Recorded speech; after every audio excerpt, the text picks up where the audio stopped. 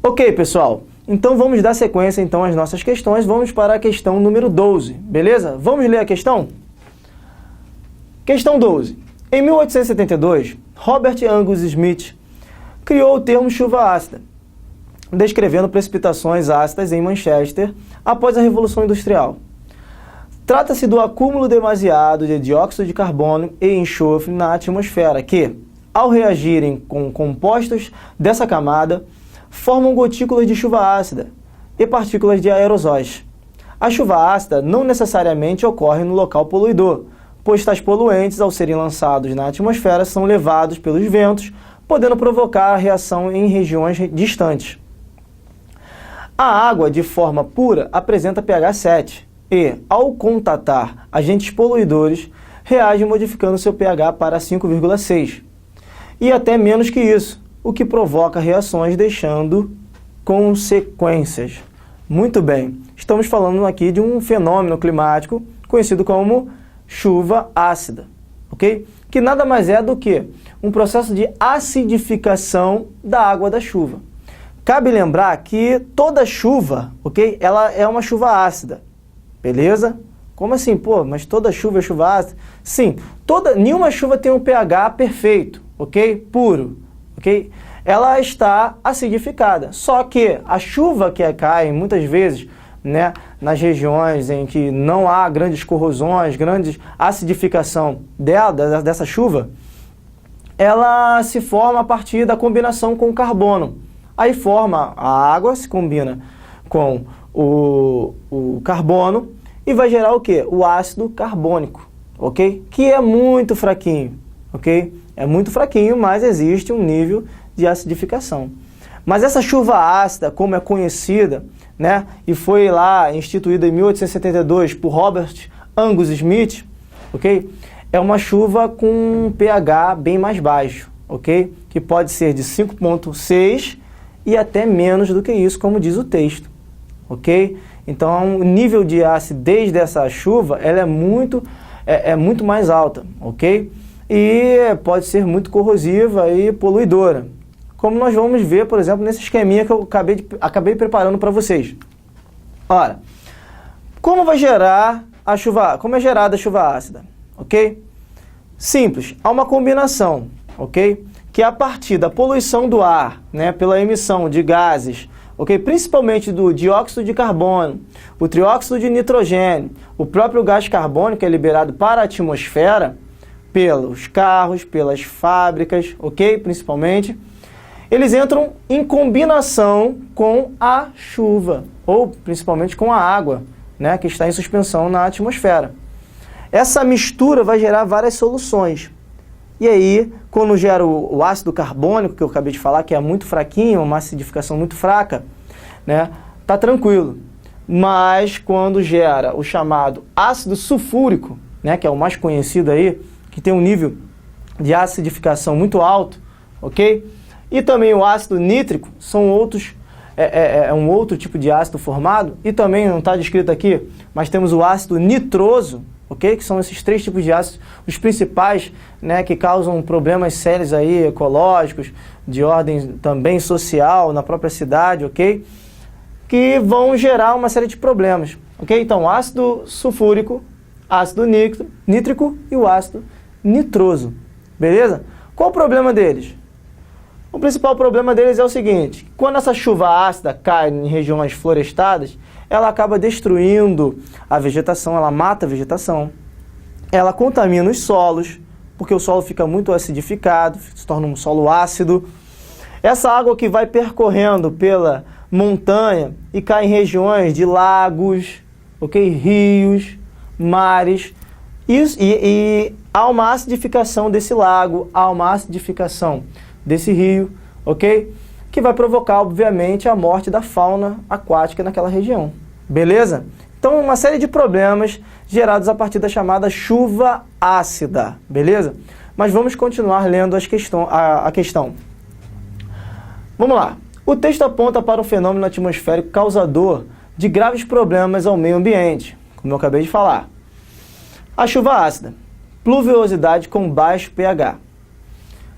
Esse fenômeno tem como consequência, ou seja, Qual é a consequência da incidência de chuvas ácidas sobre o planeta? Vamos analisar então a opção A, beleza, gente? Vamos ler.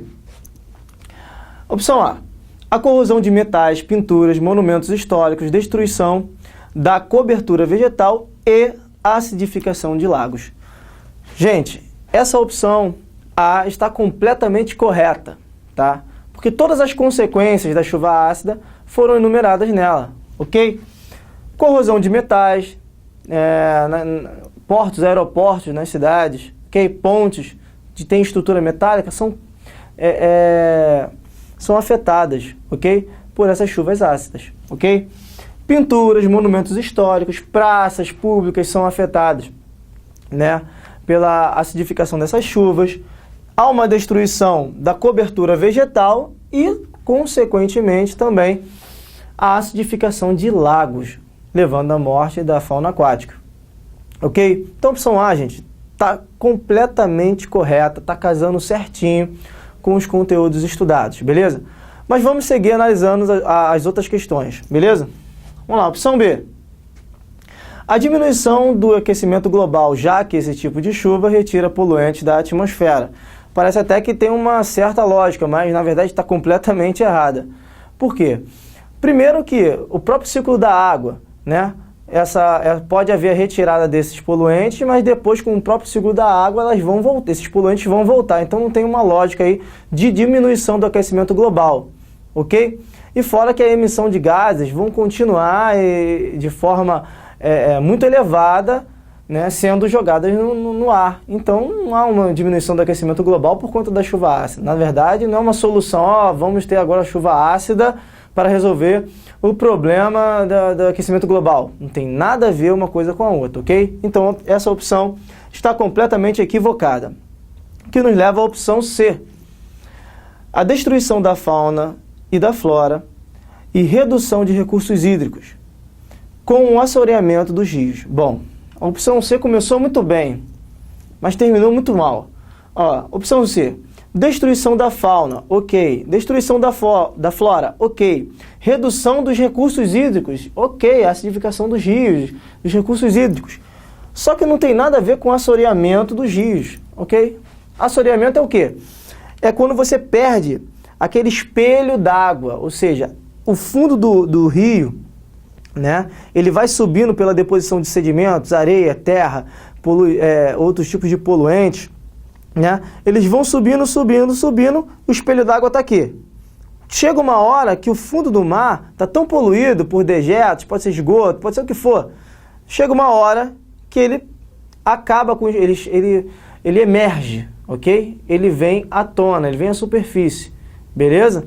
Então, aquele espelho d'água fica afetado, aquele espelho de água que vai correndo, né? Aquele rio caudaloso, ele se transforma em rio com alguns riachozinhos que vão passando por conta do assoreamento do solo desse rio, ok? Então não tem nada a ver isso com chuva ácida, não tem nenhuma ligação ao assoreamento de um rio com a chuva ácida, ok?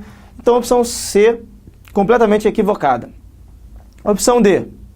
As enchentes que atrapalham a vida do cidadão urbano, corroendo em curto prazo automóveis e fios de cobre da rede elétrica. Sim, repare, a chuva ácida, ela vai sim correr fios de cobre da rede elétrica, automóveis, mas não é um processo a curto prazo, ok? Não é que se cair a chuva ácida em cima do carro, o carro derrete, tá? Não é esse nível de acidez, beleza? Ok? O que acontece aqui é que houve um exagero na situação, é uma erosão a longo prazo, tá? Não é uma erosão a curto prazo, beleza? E outra coisa, as enchentes, gente, não tem nada a ver enchente com a questão da chuva ácida, ok? A chuva ácida é uma chuva que se forma a partir desses processos que nós já falamos aqui, da combinação, né, com alguns poluentes que estão no ar, mas as enchentes não tem nada a ver com a chuva ácida. Tem a ver, sim, com coordenamento urbano, com ocupação irregular, aí sim, né, com a falta de galerias de águas pluviais, aí sim nós podemos associar as enchentes. Mas com a chuva ácida, nenhum tipo de relação. Então a opção D está errada. Opção E. A degradação da terra nas regiões semiáridas localizadas, em sua maioria no nordeste do nosso país. Bom, eu nunca ouvi falar de chuva ácida no Nordeste, até porque nós não temos grandes concentrações industriais, apesar de já ter havido, né, um desenvolvimento industrial, principalmente depois da questão do polo petroquímico de Camaçari, ali na Bahia, ok? Mas nunca tive nenhuma informação a respeito de chuvas ácidas no Nordeste, muito menos na região do semiárido, ok? Então não podemos associar esses problemas, essa chuva que acontece no Nordeste, à chuva ácida. O que nos leva então a dizer que a opção A é a resposta correta, ok? Então a corrosão de metais, pinturas, monumentos históricos, destruição da cobertura vegetal e acidificação dos lagos é um resultado, é uma consequência das chuvas ácidas. Ok, pessoal? Então, depois dessa questão, agora nós vamos dar um intervalo, beleza? E voltamos no próximo bloco com questões do Enem de 2011, ok?